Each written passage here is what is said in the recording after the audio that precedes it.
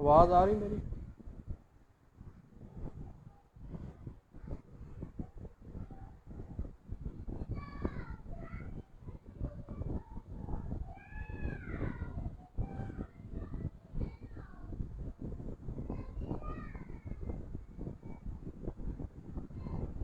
आवाज़ आ रही है?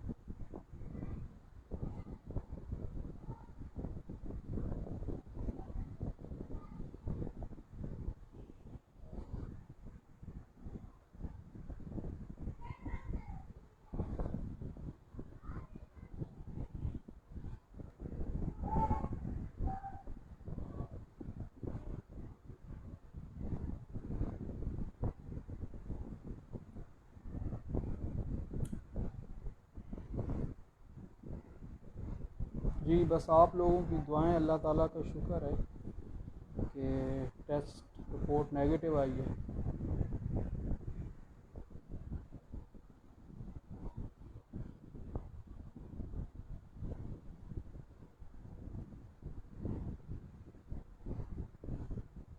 वालेकुम अस्सलाम। एक दो मिनट वेट कर लेते हैं ताकि लाइव ही सारे लेक्चर सुन लें।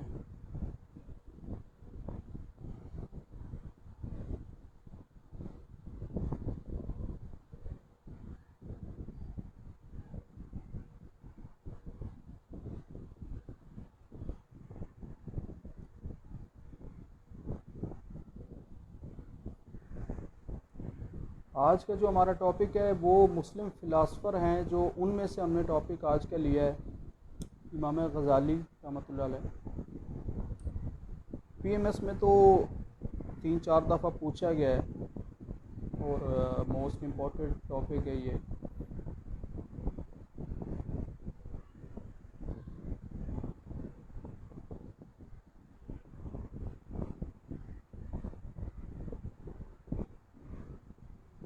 सिर्फ हमने कॉन्सेप्ट समझना है।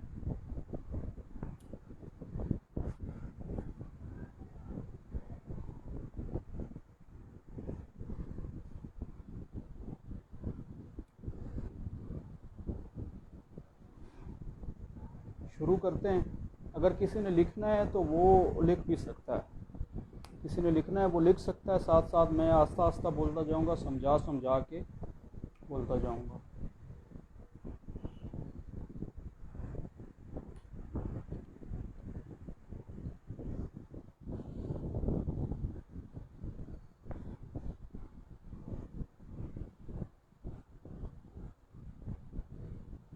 इमाम गज़ाली जो हैं वो मुस्लिम मुफक्किर भी हैं, उसके बाद वो फ़लसफ़ी भी हैं, मुअल्लिम भी हैं और सियासी मुफक्किर भी हैं,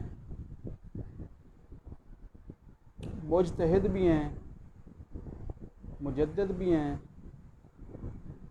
कानूनदान भी हैं। ये सारी खसूसियात हैं उनमें।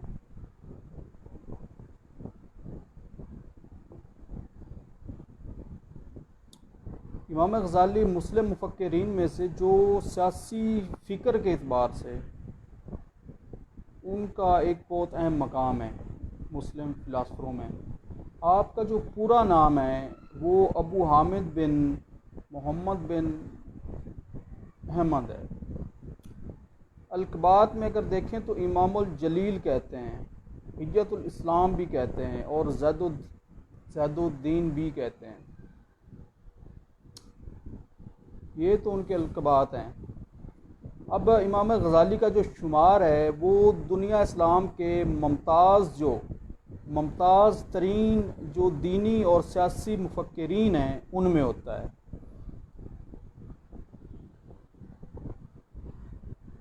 इमाम गज़ाली जो है 1058 बामुताबिक 450 हिजरी मशहद के करीब वाक़या एक गज़ाला जो मकाम है वहाँ पैदा हुए, जिससे उनको गज़ाली भी कहा जाता है। इसलिए उनका ख़ानदान जो है वो गज़ाली कहलाता है।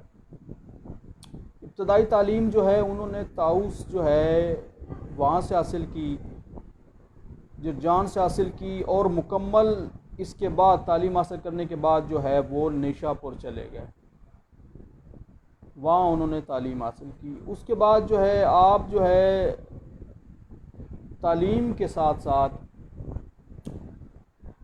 सियासत में भी आप, क्योंकि बड़े दाना थे, फ़हम व फ़रासत वाले इंसान थे, इस वजह से आप जो है वो वहाँ के जो बादशाह थे, हाकिम वक्त थे, निज़ामुल मुल्क, उनके दरबार से मुंसलिक हो गए।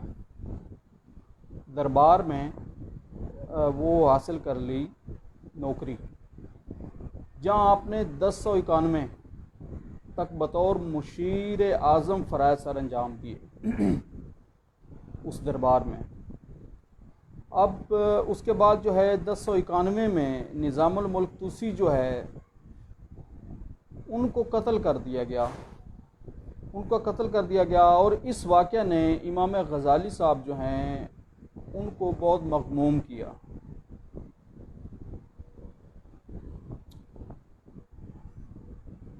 आपने 1095 में बगदाद छोड़ दिया और सियाहत के लिए निकल गए, और कई साल जो है वो शाम, मिस्र, मक्का और मदीना में गुजारे। हज के बाद वहाँ उन्होंने हज किया। हज के बाद वापस जो है वो दमिश्क आ गए, और दमिश्क में उन्होंने दर्स व तदरीस का जो है वो काम किया शुरू। 1105 में जब निज़ामुल मुल्क का बेटा फ़ख्रुल मुल्क वज़ीर आज़म मुकर्रर हो गया, तो 1105 में फ़ख्रुल मुल्क ने इमाम गज़ाली को वापस बुलाकर वही जहाँ निशापुर तालीम हासिल की थी वहाँ अकेडमी का सरबराह बना दिया। तालीमी अकेडमी थी उसका सरबराह बना दिया। बिल आखिर 1111 मुताबिक 505 हिजरी मोहम्मद इमाम जो है, इमाम गज़ाली, वो इस दुनिया फ़ानी से रुखसत हो गए। उनकी ज़िंदगी में देखा जाए, एक तरफ तो वो अरस्तू और अफलातून के पैरोकार नज़र आते हैं फ़लसफ़े में, दूसरी तरफ वो देखा जाए तो वो शरीयत के ऊपर भी उन्होंने लिखा है, वो शरई हैं, और उन्होंने अपना जो उनका फ़लसफ़ा है उसमें शरीयत की हिमायत की है।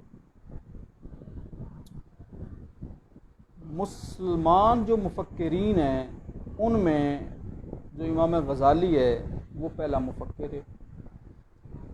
अब वो फ़लसफ़ी भी हैं, मुफ़क्किर भी हैं, सूफ़ी भी हैं, मुअल्लिम भी हैं, मुजद्दिद भी हैं, मुज्तहिद भी हैं, सियासी मुफ़क्किर हैं, मज़हबी जो है वो स्कॉलर भी हैं। ये सारी खसूसियात हैं उनकी। अब उन्होंने, ये तो उनका तारुफ़ था इमाम गज़ाली का।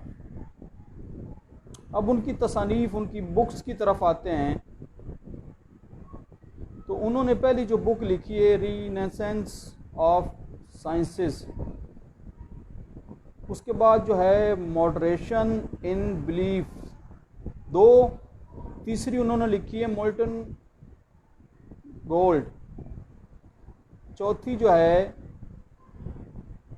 मास्टरमी ऑफ द टू वर्ल्ड, पांचवी Alchemy of goodness, Chhathi introduction to sciences, सातवीं जो है वो कॉन्सेप्ट ऑफ फ़िलासफ़र। जितने फ़िलासफ़र हैं उससे पहले जो हो गुज़रे हैं उनके कॉन्सेप्ट जो है, तसव्वुरात जो हैं, जो नज़रियात हैं, वो भी उसने लिखे हैं। अब इस और भी किताबें हैं, ये चंद किताबें जो हैं उनका मैं नाम लेता हूँ। वैसे तो 60 से ऊपर किताबें जो हैं वो 60-65 किताबें हैं शायद जो मतलब लिखी हुई हैं जिनका ज़िक्र है, लेकिन इनमें जो है साथ ये बताएंगे अब जो है वो फ़लसफियों की बेरब्तगी, कि वो जो फ़िलासफ़र हैं उनका आपस में एक दूसरे के साथ किस तरह एक दूसरे के ऊपर तनकीद करते थे, और उनका आपस में रब्त नहीं था, कनेक्शन नहीं था। ख़ता से निजात दहिंदा MCQ CSS में आ सकता है। अक्सर मुसर्रत, अक़ीदे में मुनसिफाना वसीला, अल अस्माउल हुस्ना, इसरारुल मामलातुद्दीन, तनबीहुल गाफिलीन, कवायदुल एतकाद, तसव्वुफ़ इखलाक, उसके बाद जवाहरुल कुरान,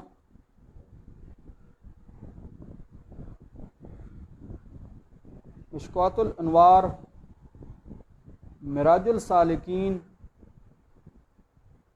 और कीमियाए सादत, मुख्तसर और असूल फ़िक़्ह।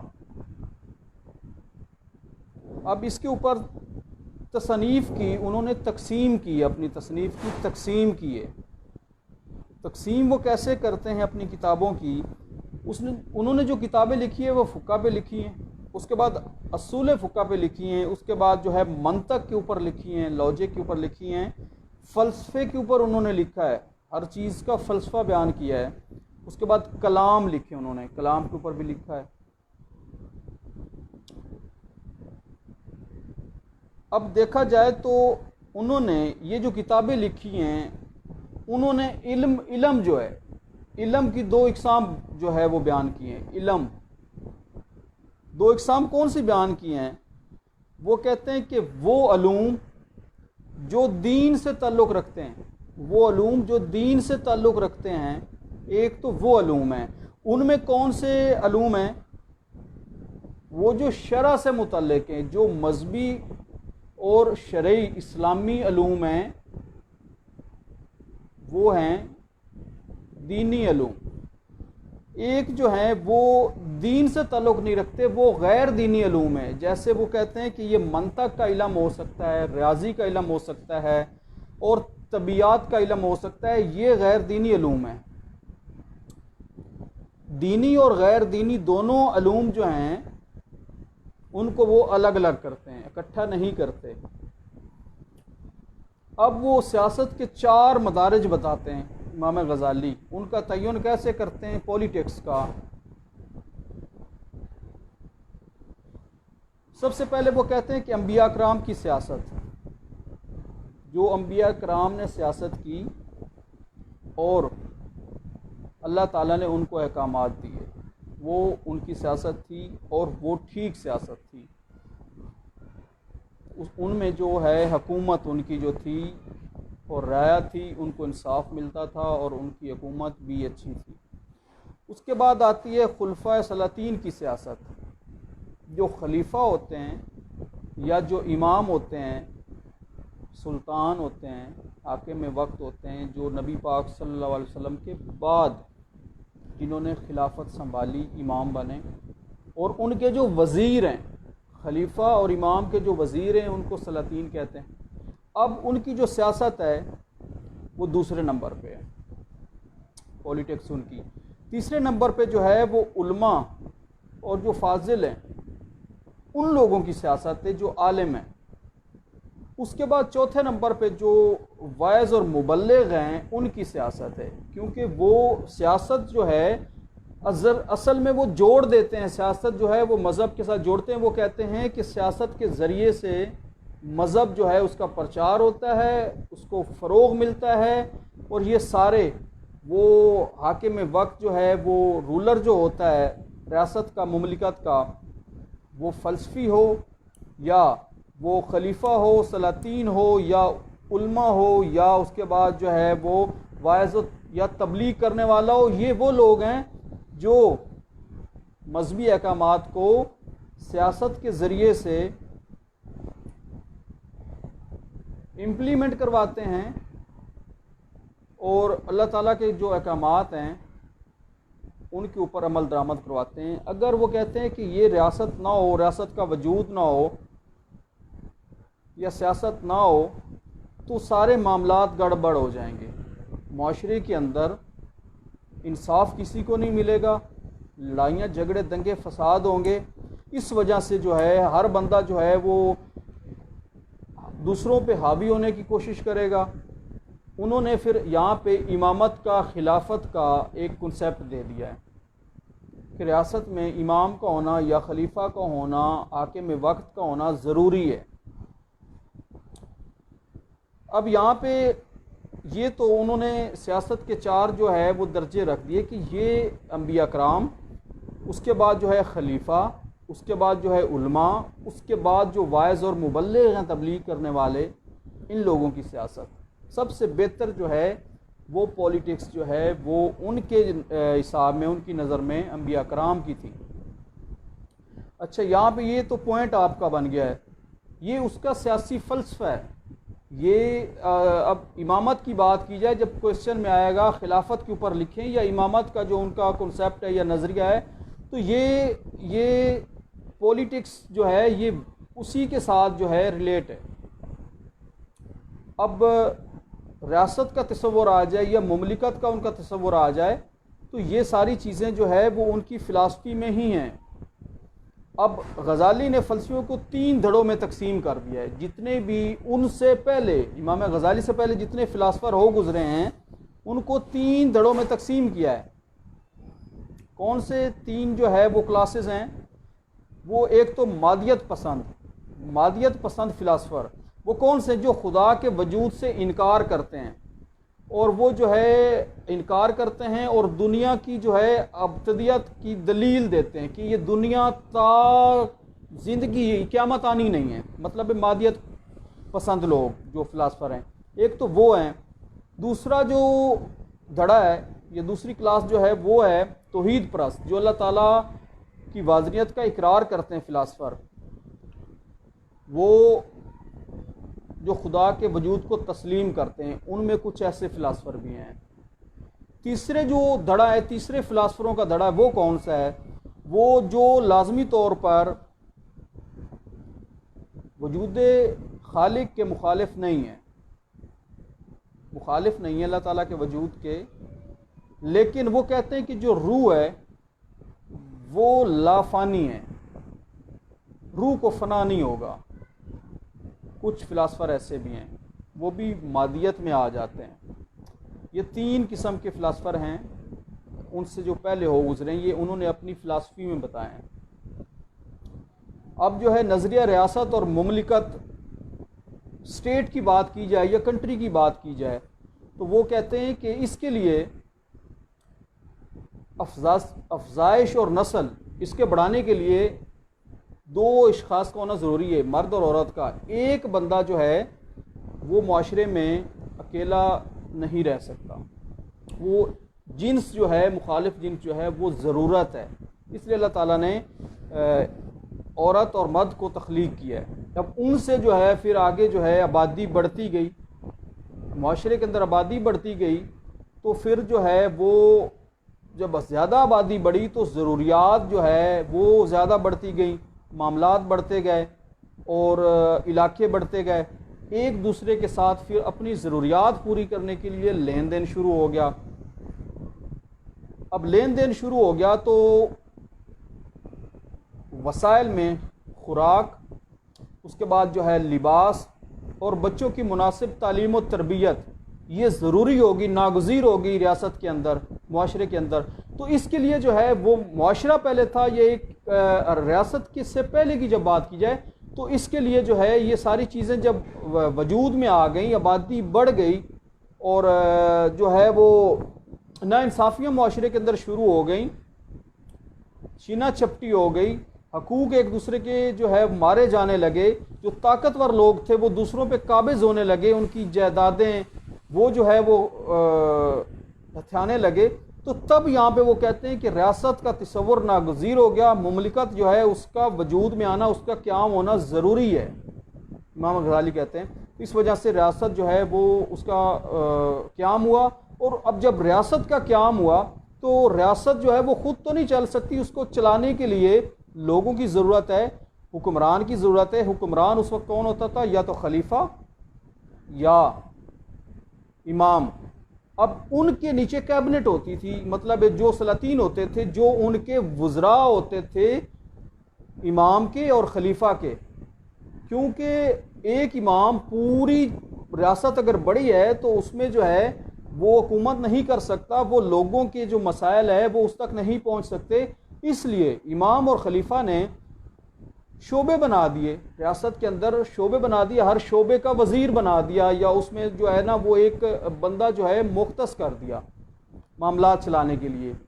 अब फिर रियासत के अंदर जो है ये सारी चीज़ें आगे जाके जो है पता चल जाएंगी। ये रियासत और उसका मुमलिकत का अगर कंसेप्ट आ जाए तो ये सारी चीज़ें वही उधर से ही आ रही हैं। ये पॉइंट आपके बन गए। अब देखें, अब रियासत में जो है जब उन्होंने रियासत जब बन गई तो रियासत को उन्होंने 3 तबकों में तकसीम कर दिया, जिस तरह से प्लेटो करता है, 3 तबकों में तकसीम कर दिया। पहला तबका उस इमाम गज़ाली जो है उनकी नज़र में काश्तकार और दस्तकार हैं, वो ज़रूरी हैं। दूसरा तबका जो है वो फ़ौजी हैं, क्योंकि उन्होंने हिफाजत करनी होती है रियाया की, अवाम की और रियासत की, अंदरूनी बैरूनी मामलात को उन्होंने देखना होता है, इस वजह से फ़ौजी तबका दूसरा। तीसरे नंबर पे जो है अहले तलीम, जो तालीम वाले लोग हैं वो, उनको उसने रियासत के अंदर जो है वो सीटों पे बिठाया, वज़रा बनाया। इमाम के ज़ेरे तहत हर बंदा अपने दायरा अख्तियार में रहते हुए जो है अपने फ़राइज़ सर अंजाम देगा मुमलिकत या रियासत के अंदर। तो ये था उनका रियासत का नज़रिया। अब इमाम और खलीफा जो है वो ज़रूरी है, क्योंकि वो आखरत के लिए, क्योंकि वो दीनी और दुनियावी दोनों मामलात को लेके चलता है, और वो परहेज़गार होता है, नेक होता है, और जो है वो उसका इंतखाब लोग अपनी मर्ज़ी से करते हैं। जो अच्छा इंसान होता है उसको इमाम या खलीफा बनाया जाता है। इस वजह से वो कहता है कि ये दीनी और दुनियावी मामलात दोनों वो आवाम के जो है वो समझता है, और वो ऐसे काम करता है जो दीन ने बताएं, जो अल्लाह ताला की किताब से उसको मिले। क्योंकि वो कहता है कि सबसे पहले जो रियासत है उसमें जितने काम है उसका मौखिज़ जो है, जो जितने भी अमूर हैं मुमलिकत या रियासत के जितने अमूर हैं, वो किताब, कौन सी किताब? कुरान पाक से लिए गए हैं। वो सारे अहकामात कुरान पाक के हैं, और उन्हीं को अमल दरामद कराना खलीफा वक्त का और इमाम का जो है वो रिस्पॉन्सिबिलिटी भी है, और उसकी ड्यूटी भी है, जिम्मेदारी भी है, और उसका फ़र्ज़ भी है। ये तो इसका नज़रिया रियासत मुमलिकत था। अब इसका कंसेप्ट ऑफ जो है वो इमामत कह लें, या हुक्मरानी कह लें, या खिलाफत कह लें, वो सवाल चेंज करके दे सकता है। इमामत पे पूछ सकता है, खिलाफत पे दे सकता है, या हुकूमत पे दे सकता है, या हुक्मरान के बारे में पूछ सकता है। तो ये सारी चीज़ें एक ही हैं, ये एक ही हैं। अब देखिए खिलाफत, इमाम गज़ाली रहमतुल्लाह अलैह कहते हैं कि इमामत और इमाम की ज़रूरत क्यों पड़ी। सबसे पहले तो हमने इसकी डेफिनेशन देनी है ना, खिलाफत या इमामत के अंदर इमामत और खिलाफत की ज़रूरत पेश क्यों आई, और इमाम की ज़रूरत पेश क्यों आई। वो कहते हैं कि जब नबी पाक सल्लल्लाहु अलैहि वसल्लम जो हैं वो दुनिया से रहलत फरमा गए, तो बाद में जो मजहबी और सियासी मामलात हैं वो देखने के लिए और उनको चलाने के लिए ऐसे एक बंदे की ज़रूरत थी जो सबकी मुतफ़िका तौर पर चॉइस हो, सब ने मुतफ़िका तौर पर चुना हो, वो परहेज़गार हो, नेकुकार हो, और वो दानिश्वर हो, और इस चीज़ का अहल हो कि वो जो रियासत है या मुमलिकत है उसके मामलात जो है वो चला सकता है, और खुश असलूबी से और अच्छे तरीके से। तो उसके लिए एक शख्स का इंतखाब वो ज़रूरी था। फिर उस वक्त जो है पहले खलीफा वक्त को चुना गया इस काम के लिए, उनको खिलाफत दी गई, उनको इमाम बनाया गया, रियासत के सारे जितने भी काम थे उनके सुपुर्द कर दिए गए, और उन्होंने अपने जो है वो जो सहाबा कराम थे उनके ज़िम्मे जो है उन्होंने सारे काम बांट दिए, उनको अपनी अपनी जो है वो फ़राइज़ बता दिए। हर सूबे में, हर जो छोटे छोटे जो वहाँ पे सूबे थे, स्टेट्स थी छोटी छोटी, उनमें गवर्नर बना दिए, गवर्नरों के ज़िम्मे काम लगा दिया, अपना जज मुख्तस कर दिए वहाँ पे, वज़रा बना दिए, जैसे अभी वज़ीर खुराक है, वज़ीर तालीम है, इस तरीके से वहाँ पे जो है सलातीन वज़रा बना दिए गए वहाँ पे। तो यहाँ से जो है वो खिलाफत जो है इसका तसव्वुर शुरू हुआ और खलीफा और इमाम जो है बनाया गया। अब इसको अगर हम देखें तो ये जदीद जमहूरियत में, अभी मॉडर्न डेमोक्रेसी में, ये खलीफा वक्त और इमामत का जो है वो जो लक़ब है, जो सीट है, वो चेंज होकर सदारत वज़ीर-ए-आज़म में आ गई है। सदर और वज़ीर-ए-आज़म में बाकी सारा काम वही है, वज़रा भी वही हैं और इदारे भी वही हैं, सारा वही है। लेकिन अभी जो है वो जब खिलाफत ख़त्म हुई तो जमहूरियत आ गई। ठीक है, अब यहाँ पे जो है वो ये तो डेफिनेशन हो गई कि वक्त की ज़रूरत थी। नबी पाक सल्लल्लाहु अलैहि वसल्लम के बाद जो है वो पॉलिटिकल मैटर और जो रिलीजियस मैटर है उनको जो है चलाने के लिए, तो ये खलीफा वक्त का इंतखाब हुआ। अच्छा, अब जो है वो खलीफा वक्त जो है वो तो मुंतखब हो गया। अब उसके लिए ज़रूरी था कि उसकी जो है वो खसूसियात इमाम की या खलीफा की या हुक्मरान की, उसके अंदर कौन सी जो है वो खसूसियात या खूबियाँ होनी चाहिए कि जिस बुनियाद पर वो रियासत के अंदर, मुमलिकत के अंदर जो है वो अच्छी हुकूमत भी कर सकता है और चला सकता है हुकूमत को, गवर्नमेंट जिसको कहते हैं, चला सकता है, रियासत के मामलात को चला सकता है। तो उनके लिए इमाम गज़ाली जो हैं उन्होंने ये शराइत रख दी हैं, खसूसियात जो हैं वो ये हों तो वो अच्छे तरीके से चल जाएगी हुकूमत उसकी। सबसे पहले जो है वो जुरात और शुजात,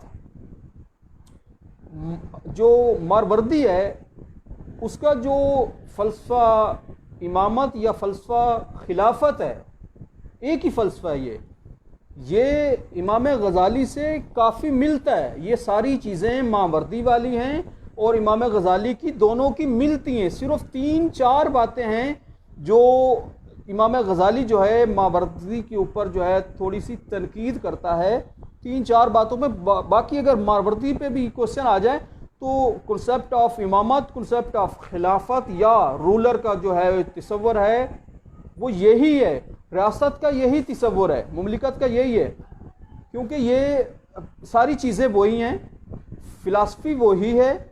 इमाम गज़ाली ने उस फ़लसफ़ा को जदीद तर्ज पे जो है वो ढाल दिया है।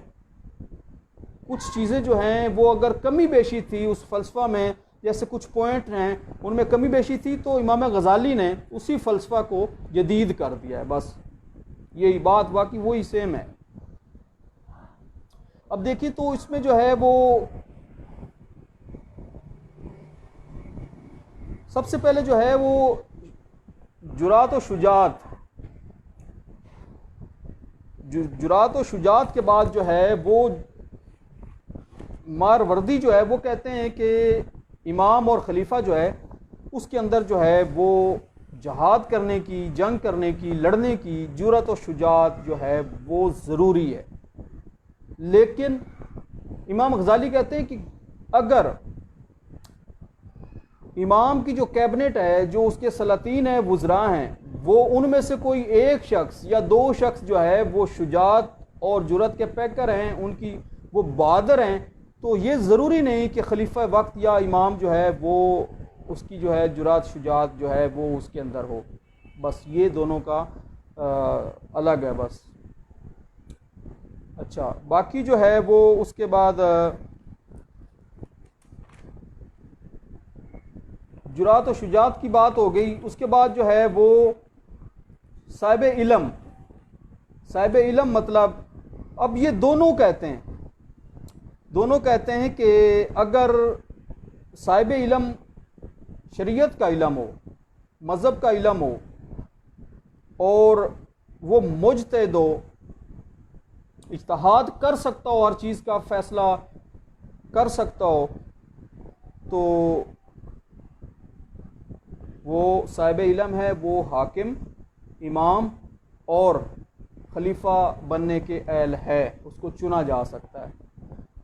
लेकिन थोड़ा सा इख्तलाफ जो है वो इमाम गज़ाली करते हैं। वो कहते हैं कि अगर खलीफा वक्त जो है वो इतना ज़्यादा साहिब इल्म नहीं है, मुज्तहिद नहीं है, इज्तिहाद नहीं कर सकता, लेकिन उसकी जो कैबिनेट है जो वज़रा हैं, जो एक मजलिस शूरा है, उसमें जो उलमाए कराम हैं वो पढ़े लिखे हैं, मजहबी शऊर रखते हैं, उनके पास जो है मज़हब का इल्म है, तो वो ये शर्त आयद कर देता है कि ये उलमा इन उलमाए कराम से खलीफा वक्त मशवरा करे, जो दीनी मैटर हों, जो इस्लाम के मामलात हों, वो इन उलमा से मशवरा करे, और जो उलमाए कराम मशवरा दें उसके ऊपर अमल करे, ये है।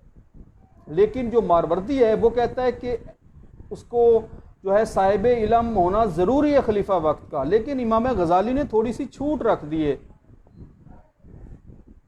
फ्लेक्सिबल फ़लसफ़ा है इनका, मतलब है लचकदार जो है वो चीज़ें हैं इमाम गजाली के फ़लसफ़ा में। मारवर्दी जो है ना वो थोड़े से सख्त नज़र आते हैं। उसके बाद जो है वो तकवा। अब तकवा मतलब परहेज़गारी। इमाम गजाली जो कहते हैं कि ये अहम तरीन जो है वो खूबी है इमाम की या उसकी खलीफा की, कि वो परहेज़गार हो, तकवा अख्तियार करता हो, अल्लाह ताला से डरता हो, खौफ खुदा रखता हो। क्योंकि अगर वो खौफ खुदा रखता होगा और इबादत करता होगा तो वो खलीफा वक्त जो है वो अदल भी करता होगा। अगर उसके दिल में खौफ खुदा है तो वो अदल करेगा। उसकी अगर उसका कॉन्सेप्ट ऑफ जस्टिस की बात करें तो ये इसमें ये पॉइंट भी आता है कि जब खलीफा वक्त है तो वो तकवा अख्तियार करे, इबादत करता हो, अल्लाह से डरता हो, और अगर ऐसा नहीं होगा तो वो मुआशरे में, अपनी रियासत में, मुमलिकत के अंदर जो है इंसाफ जो है वो मुहैया नहीं कर सकता। अब यहाँ पे तकवा के ऊपर बात, ये तीसरा पॉइंट हो गया तकवा। जिसने लिखना है वो लिखता जाए साथ साथ। चौथे नंबर पे है नज़्म नस्क, हुकूमत की सलाहियत। जो हाकिम वक्त हो, जिसको अमीर कह सकते हैं आप, खलीफा कह सकते हैं या इमाम कह सकते हैं, ये उसकी कॉन्सेप्ट ऑफ इमामत, खिलाफत की बात हो रही है। तो वो बंदा हुकूमत के, रियासत के जो है वो जितने भी नज़्म नस्क हैं, मामलात हैं, उनको चलाने की सलाहियत रखता हो।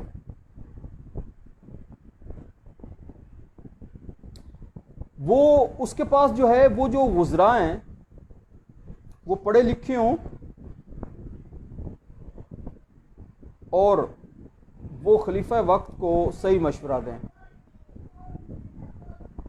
और जितने भी इंतज़ामी अमूर हैं वो ठीक तरीके से फ़राइज़ अंजाम दिए जाएंगे अगर वो जो वज़रा हैं, सलातीन हैं, या जो कैबिनेट है वो पढ़ी लिखी है और अच्छी है।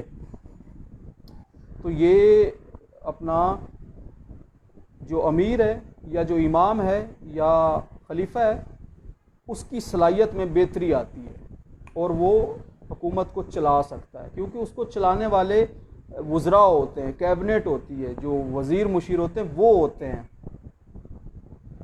उसके बाद जो है राया के साथ मोहब्बत करने वाला हो और तकलीद करने वाला हो। मतलब उससे पहले जो खलीफा गुजर चुके हैं, अगर उन्होंने कोई अहकामात, कोई ऑर्डर या कोई भी शरई कानून नाफिज किए हुए हैं तो उनकी तकलीद करने वाला हो, उनके ऊपर तनकीद ना करे, फ़हम फ़रासत जो है वो रखता हो, और उसके बाद जो है वो अकल और इदराक जो है उससे फ़ैसला करे, दूर अंदेशी जो है उसके अंदर हो, मामले की गहराई तक जाने वाला हो। और उसके बाद जो है वो छठे नंबर पे तो ये हो गया। सातवें नंबर पे है कि वो ज़हीन हो, इंटेलेक्चुअल हो, ज़हीन हो, ज़ानत उसके अंदर हो, क्योंकि वो जब ज़हीन होगा तो वो सारे मामलात जो है वो चला सकेगा, अच्छे बुरे की तमीज़ कर सकेगा।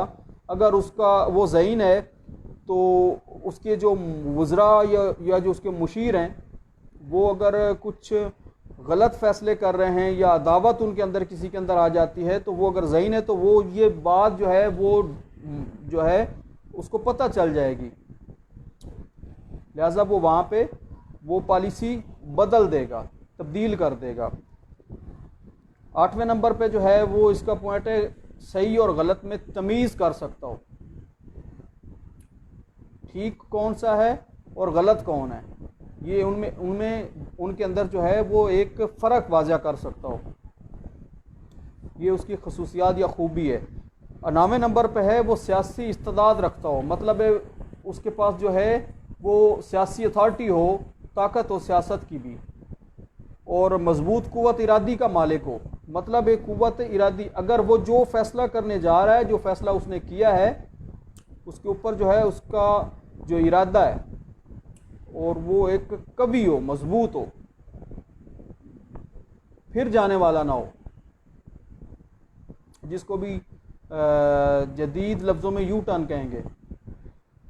उसके बाद जो है उसकी एक खूबी यह है कि अपने रियासत के अंदर इर्द गिर्द के जो हालात हैं, जो माहौल है, उससे मुकम्मल आगाही हो, उसको जानता हो, वो अवेयरनेस हो, वो अपना उसके लिए उसने रियासत के अंदर जो है एक इदारा, खुफिया इदारा जिसको इंटेलिजेंस कहते हैं, वो कायम किया होता है। ये अभी भी कायम है, उस वक्त भी कायम था।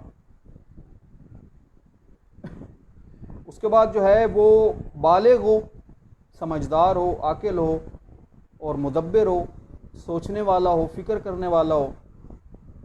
13 नंबर पे ये आ गया। 14 नंबर पे 14 पॉइंट जो है वो रहम दिल हो, खलीफा या इमाम, उसकी जो खिलाफत की थीरी है या कॉन्सेप्ट है या इमामत का, उसमें ये चीज़ें आ रही हैं। 14 पे वो रहम दिल हो, सखी हो और खौफ खुदा करने वाला हो, डरने वाला हो अल्लाह ताला से। 15 पॉइंट इसका यह है कि जो जहाद करने की जो कुव्वत और हिम्मत है, लड़ने की दुश्मन से अल्लाह ताला की राह में, वो उसके अंदर मौजूद हो। ये यहाँ पे मारवर्दी जो है वो यहाँ पे कहता है कि जहाद करने के लिए इमाम का जो है वो ताकतवर और कुव्वत और हिम्मत रखना ज़रूरी है, लेकिन गज़ाली रहमतुल्लाह अलैह कहते हैं कि अगर उसकी कैबिनेट में जो वुज़रा हैं वो ताकतवर हैं, बहादुर हैं, तो ज़रूरी नहीं कि इमाम या वो भी इमाम या खलीफा जो है वो ताकतवर हो। वो अगर थोड़ा सा कमज़ोर भी हो और अहले इल्म हो तो रियासत के निज़ाम चल सकते हैं। इसका जो है 16 पॉइंट वो ये है कि जो खलीफा हो वो हर किस्म के जो जिस्मानी उसके जो फिज़िकल प्रॉब्लम है, डिसेबिलिटी है, या जो ज़हनी मेंटलिटी, वो अगर उसमें कोई परेशानी है या नफसियाती टाइप है, तो उसमें ये ऐब ना हो, फॉल्ट ना हो, उससे जो है वो क्लियर हो, साफ़ हो, पाक हो। बस ये इमामत और खलीफा जो है ये उसके जो है वो खूबियाँ हैं। 16 पॉइंट हैं इसके। आप अगर अपने जो है उसकी फ़लसफ़ा जो है, इसकी जो इमामत का कॉन्सेप्ट आता है, उसमें ये पॉइंट लिख लें, इसके अंदर थोड़ी थोड़ी डेफिनेशन भी आप दे दें। ये सारे पॉइंट जो है इंग्लिश की किताबों में जो हमारे जो लिखे हुए हैं, JWT की हैं या HSM की हैं, या जो भी, इतने जो है पॉइंट डिटेल में नहीं लिखे हुए। अगर आप ये पॉइंट लिख लें, थोड़ी थोड़ी 2-2, 3-3 लाइनों की डेफिनेशन जो है वो इनकी देते जाएं, तो ये उनका बेहतरीन जो है वो एक फ़लसफ़ा इमामत का आपने लिख दिया वहाँ पे। उसके बाद जो है इमाम की जो फ़राइज़ और ज़िम्मेदारियाँ, जो एक इमाम की ड्यूटीज़ हैं, ड्यूटीज़ ऑफ इमाम या ड्यूटीज़ ऑफ खलीफा, या रिस्पॉन्सिबिलिटीज़ एंड ड्यूटी ऑफ इमाम, दोनों को मिला लें। अब वो कौन सी हैं? शोबाजात की तखसीस। शोबाजात की जो है वो तखसीस ऐसे है कि जितने भी मुख्तलिफ शोबे हैं रियासत के अंदर, अगर रियासत का कॉन्सेप्ट आता है, मुमलिकत का कॉन्सेप्ट आता है, तो इसमें जो है ये शोबाजात की तखसीस करना, शोबाजात कायम करना, ये रियासत के अंदर खलीफा वक्त की और जो है अपना इमाम, ये उसकी ज़िम्मेदारी है। अच्छा, शोबाजात की तखसीस, टैक्स के बारे में, ये उसकी फ़राइज़ और ज़िम्मेदारी है कि वो टैक्स इकट्ठा करे, लेकिन टैक्स वो किन से इकट्ठा करे? जो लोग टैक्स देने के काबिल हैं उनसे टैक्स ले, जो लोग टैक्स देने के काबिल नहीं हैं उनके ऊपर ज़बरदस्ती टैक्स ना लगाए। और जो टैक्स हैं वो किसी भी इदारे या किसी भी इंसान की हैसियत के मुताबिक टैक्स जो है वो लगाया जाए। अखराजात और आमदनी जो है उसके जो शोबाजात हैं वो अलग अलग हों। ये दूसरा पॉइंट हो गया। बस आप अगर ये पॉइंट लिख लेना, पॉइंट लिख लें तो आपके 6 पेजेस बन जाएंगे, 7 पेजेस, सिर्फ ये पॉइंट लिख लें आप इसके याद करके। डेफिनेशन तो हर पॉइंट की देना तो आप दे लेंगे थोड़ी थोड़ी, लेकिन ये पॉइंट ही सिर्फ लिखें आप इसके, इतने जो हैं वो बेहतरीन पॉइंट हैं ये। उसके बाद जो है ये फ़राइज़ और ज़िम्मेदारी, खुफिया इदारे का क़याम, ये उसका फ़र्ज़ भी है इमाम का और ये उसकी ज़िम्मेदारी भी है कि वो रियासत के जो है वो मामलात चलाने के लिए अंदरूनी और बैरूनी उसके लिए जो है खुफिया इदारा कायम करे जो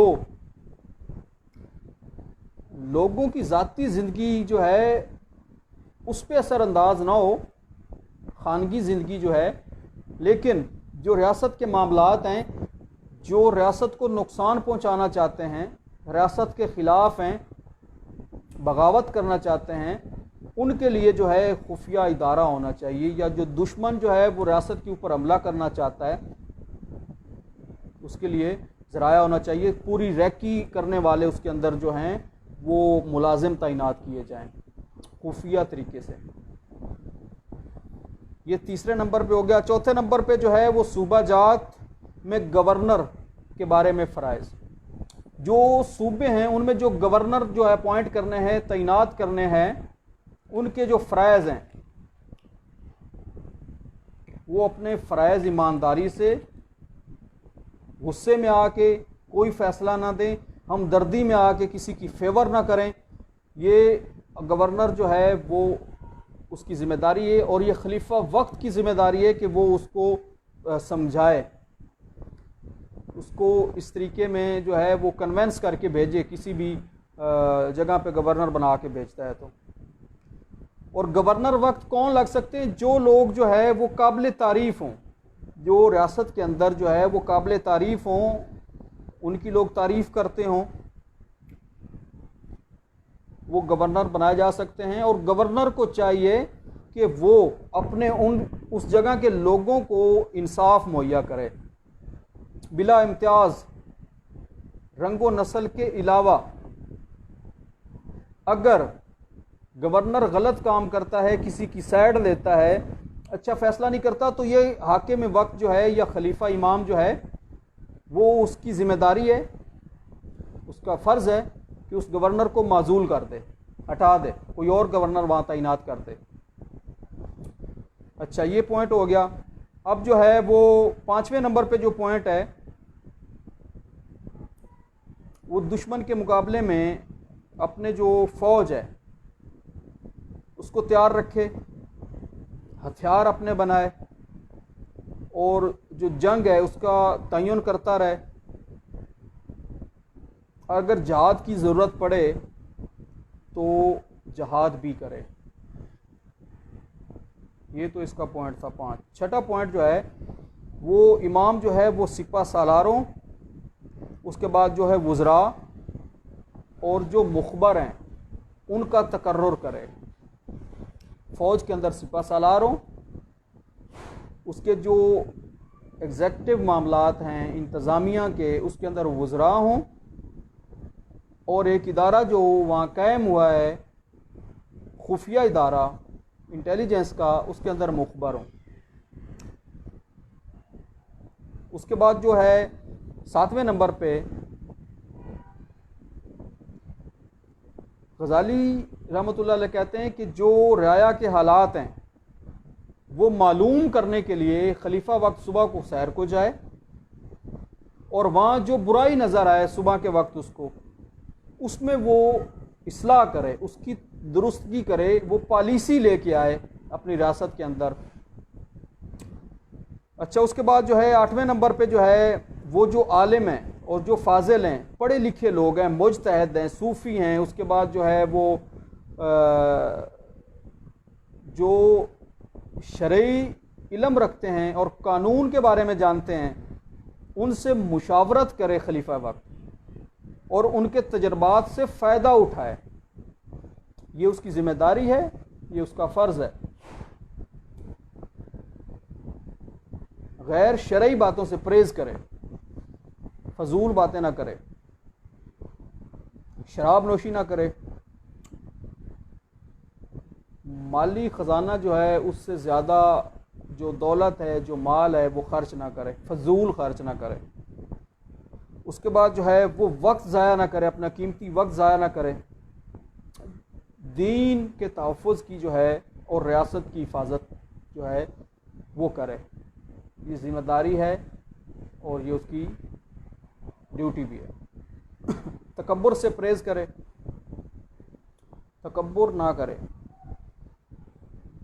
और हुकूमत के जितने जो मामलात हैं उसके ऊपर जो है वो निगाह रखे, वज़रा के ऊपर और इदारों के ऊपर चेक एंड बैलेंस रखे। 11 पॉइंट हो गए। उसके बाद 12 जो है वो कनात पसंदी और रवादारी से काम ले, जल्दबाजी ना करे फ़ैसले बनाने में, फ़ैसले देने में, मामलात में, मामले की गहराई तक जाए फिर फ़ैसला करे। उसके बाद जो है जितने भी अमूर सल्तनत हैं, रियासत के, ममलिकत के या सल्तनत के, ये एक ही चीज़ है। हुकूमत जो है, रियासत, ममलिकत, सल्तनत, उसके जितने भी काम हैं, अमूर हैं, वो उसमें किसी किस्म की रियायत ना दी जाए, रियायत ना दी जाए, किसी को छूट ना दी जाए। कोई गलत कर रहा है तो उसको सज़ा जो है वो शरई कानून के मुताबिक ज़रूर दी जाए। उसके बाद जो है 14 पॉइंट इसका तोफ़्फ़ुज़ दीन, जो दीन है, रिलीजियन है, मज़हब है, उसको प्रोटेक्ट करना, और तोफ़्फ़ुज़ रियासत और सिक्योरिटी ऑफ स्टेट, रियासत की जो सिक्योरिटी है, तोफ़्फ़ुज़ है, उसका बेहतरीन बंदोबस्त करे। बेहतरीन बंदोबस्त कैसे करेगा? जैसे मैंने पहले बताया है, फ़ौज जो है वो एक बेहतरीन इदारा है इमाम गज़ाली की रियासत में, और ये उनकी ज़िम्मेदारी है कि रियासत का तहफ़्फ़ुज़ करना, दीन का तहफ़्फ़ुज़ करना जो है ये उलमा की ज़िम्मेदारी है, उनकी रियासत में, इमाम गज़ाली की रियासत में। अच्छा, उसके बाद जो है 15 पॉइंट जो है उनका, बिला इम्तियाज़ रंग व नस्ल जो है उसमें अदल इंसाफ हो, बिला इम्तियाज़। अगर आप यहाँ पे कोटेशन करने चाहते हैं तो आप कर सकते हैं खुतबा हिज्जतुल विदा की। नबी अकरम सल्लल्लाहु अलैहि वसल्लम ने कहा कि किसी अजमी और अरबी को किसी पे कोई फ़ौक़ियत नहीं है, काले को गोरे पे कोई फ़ौक़ियत नहीं है, लेकिन तकवा जो है वो बुनियाद है। ये कर सकते हैं कोटेशन, और यही कोटेशन इमाम गज़ाली ने भी की है कि जो अदलो इंसाफ है वो रंगो नस्ल की जो है बेस पे ना किया जाए,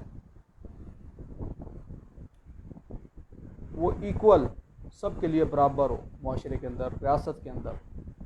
मुस्लिम रियासत की बात की जाए, इस्लामी रियासत की बात की जाए, ये सारी इस्लामी रियासत की खूबियाँ हैं, ये सारी इस्लामी रियासत की ज़िम्मेदारियाँ हैं, ये फ़राइज़ हैं। अगर इस्लामिक स्टडी में ये क्वेश्चन आ जाए, यही सारी चीज़ें जो हैं वही इस्लामी रियासत के अंदर आ जाती हैं।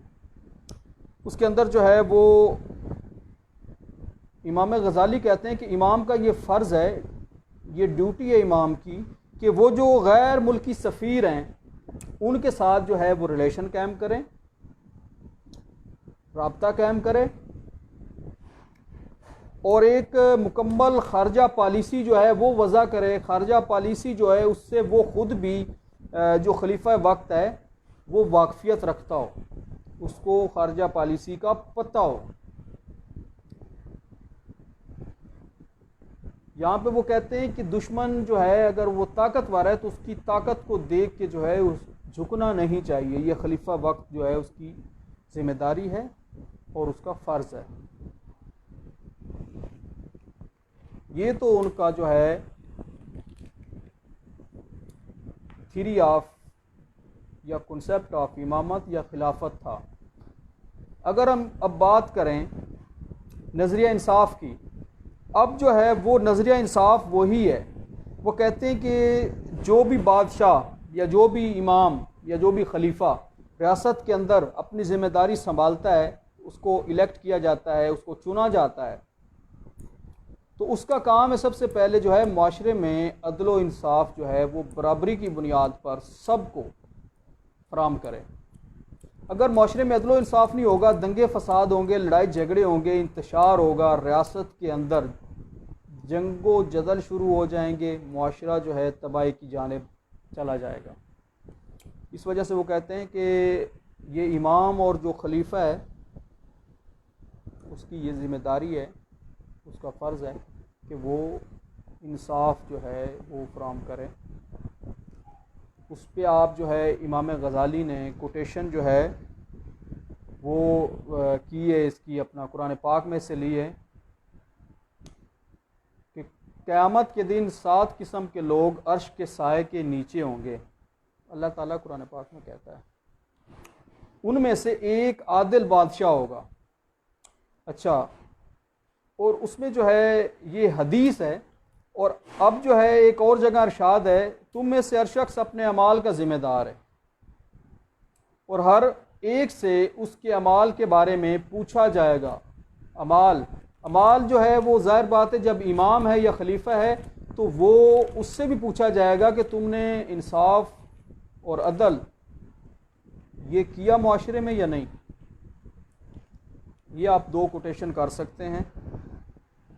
उसके बाद जो है इमाम गज़ाली ने जो तसव्वुर इंसाफ है, कॉन्सेप्ट ऑफ जस्टिस है या थी ऑफ जस्टिस है उनकी, उसमें उन्होंने 10 जो हैं प्रिंसिपल, 10 प्रिंसिपल जो है वो जस्टिस के बयान किए हैं। 10 असूल हैं इंसाफ के। मिसाली रियासत की बात करें, आप इस्लामी रियासत की बात करें, वो कहते हैं कि ये 10 असूल जो हैं ये लाजमी हैं। ये हाकिम वक्त, उसके बाद जो इमाम है या खलीफा है या हुक्मरान है या अमीर है, ये माशरे में 10 असूल अगर वो लागू करता है तो माशरे के अंदर इंसाफ भी होगा और रियासत जो है उसमें लड़ाई झगड़ा खून खराबा नहीं होगा।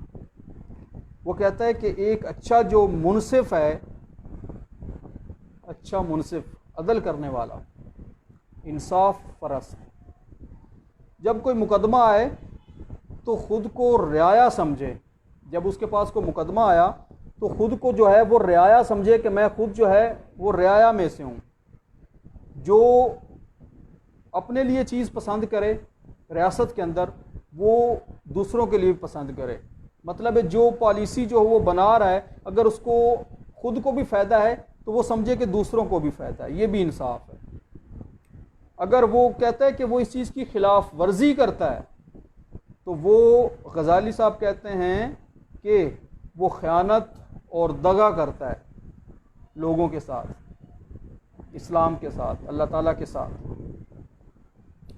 उसके बाद दूसरा जो है इसका पॉइंट है, इंसाफ मांगने वालों की ख्वाहिशात का एहतराम करे। अगर कोई रियासत के अंदर इंसाफ लेने आया है, दरख्वास्त दी है, तो उनकी जो ख्वाहिशात है उसका एहतराम करे, धक्के ना दे, उसको बुरा भला ना कहे, मारे ना उसको।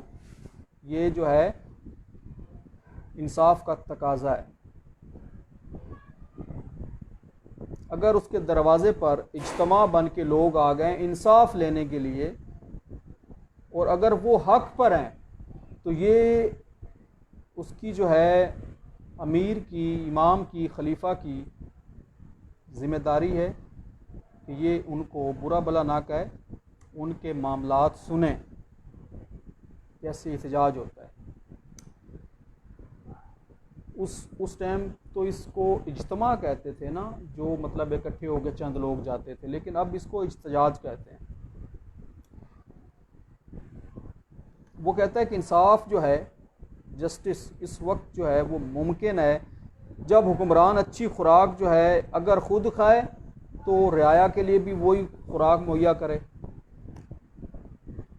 और ज़्यादा अच्छे लिबास पहनने से दूर रहे, आजिज़ी ज़िंदगी गुजारे, क्योंकि कनात के बग़ैर जो है, आजाना ज़िंदगी के बग़ैर जो है अदल इंसाफ जो है वो मुमकिन नहीं है। हकूमती जो अमूर हैं, हकूमती अमूर, गवर्नमेंट के जो मामलात हैं, वो, और जो दफ्तरी मामला आते हैं, ऑफिस वर्किंग है, ऑफिस मैटर हैं, ये दोनों, इसके अंदर जो लोगों से नरमी अख्तियार करे, सख्ती से बात ना करे, नरमी अख्तियार करे। अगर वो नरमी अख्तियार नहीं करेगा तो लोग उससे दूर भागेंगे, लोगों को इंसाफ मुहैया नहीं होगा। 5वां पॉइंट इसका, हुक्मरान जो हो, खलीफा हो, इमाम हो, वो कानून के मुताबिक फ़ैसला करे, यानी कानून की हुक्मरानी का पाबंद हो, उसका नाजायज़ फ़ायदा ना उठाए कानून का।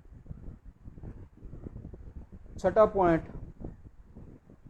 कानून के बारे में जब लॉ जो है उसका सवाल आता है तो वो कहता है, इमाम गज़ाली साहब कहते हैं कि लॉ के बारे में सौदेबाजी ना हो, जो लॉ बन गया है, जो शरई लॉ है, वही नाफिज किया जाए, किसी को रायत ना दी जाए। और यहाँ पे वो कहते हैं कि जो हुक्मरान हैं, इमाम है, उनको पढ़े लिखे लोगों के साथ उठना बैठना चाहिए ताकि वो हुकूमत के मामलात में उस खलीफा की, इमाम की मदद करें और अच्छी जो है वो पॉलिसियाँ मुरतब की जाएं। यहाँ पे वो कहते हैं कि अपने अफसरों और अपना जो उसका अमला है, इमाम का या खलीफा का या हुक्मरान का, उसके ऊपर कड़ी नज़र रखी जाए, चेक एंड बैलेंस हो, गुस्से की वजह से इंतकाम ना लिया जाए, ये इंसाफ के ख़िलाफ़ है, गलत फ़ैसला हो सकता है। क्योंकि गुस्से के वक्त इमाम गज़ाली रहमतुल्लाह अलैह कहते हैं कि अकल साथ छोड़ जाती है, अकल साथ नहीं देती, इस वजह से गुस्से के वक्त जो है वो कोई फ़ैसला ना किया जाए और हमदर्दी में भी कोई फ़ैसला ना किया जाए। उससे जो है वो किसी एक का हकूक़ मारा जा सकता है, एक बंदे को इंसाफ मिलेगा हमदर्दी की बुनियाद पर, दूसरे को नहीं मिलेगा, उसके साथ ज़्यादती हो जाएगी। अच्छा, यहाँ पे वो कहते हैं कि जो खलीफा हो, हुक्मरान हो, उसमें तकब्बुर ना हो, क्योंकि गुस्सा गालिब आ जाता है जिसमें तकब्बुर होता है। और यहाँ पे जो कहते हैं कि एक और जो उन्होंने बड़ी कीमती बात की, 10 नंबर पॉइंट जो है उनका, उन्होंने कहा कि जो खुशामद करने वाले उलमाए कराम हैं, जो खुशामद करने वाले उलमाए कराम हैं, ये हुक्मरान की ज़िम्मेदारी, उसका फ़र्ज़ और ये इंसाफ है कि वो उनसे इज्तनाब करे, जो उसकी खुशामद करें, खुशामद में ना आए और बिला इम्तियाज़ इंसाफ करे,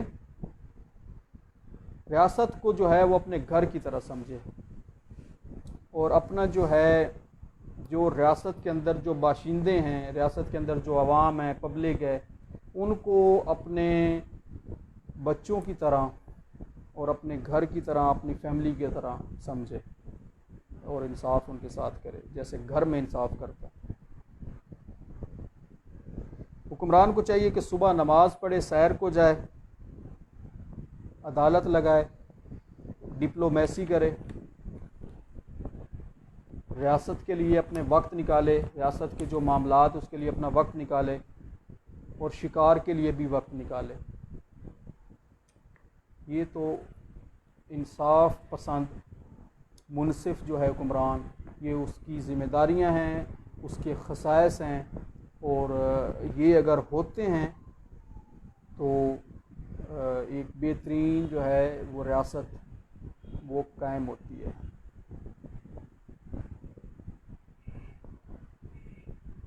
बस ये ही जो है इनका दो कॉन्सेप्ट थे इनके, जस्टिस का, स्टेट का या मुमलिकत का मैंने बता दिया है।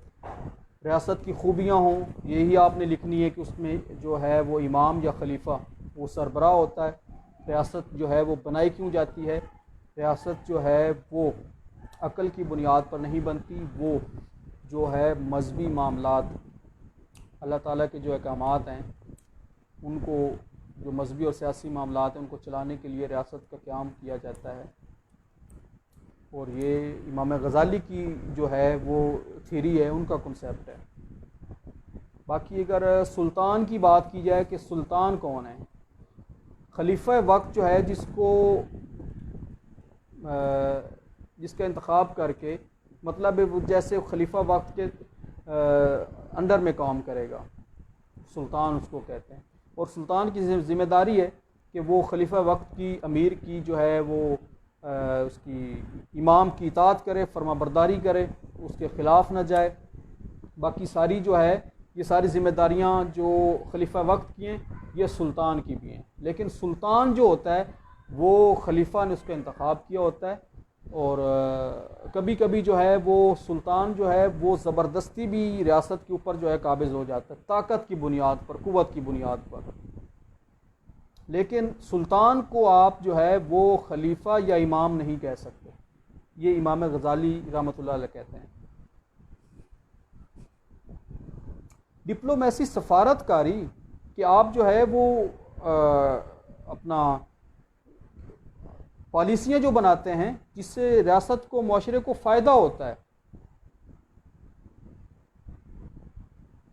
कोई लड़ाई चल रही है तो सुलह करवाएं डिप्लोमेसी के ज़रिए। कोई पॉलिसी बनानी है किसी मुल्क के साथ, डिप्लोमेसी के ज़रिए बनाएं।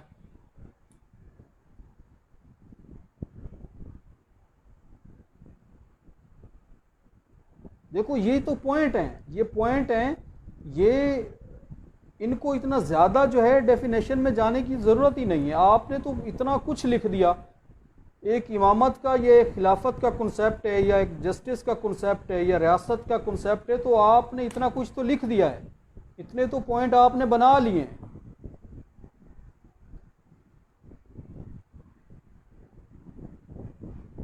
ठीक है, आप इसाक भी लेट हो गए, लेक्चर रिकॉर्ड है, आप सुन लें। मैंने जो है वो बड़ा तफसील के साथ और रुक रुक के एक एक पॉइंट जो है वो बताया है, आप लिख लें। ओके, ठीक है, अल्लाह हाफिज़।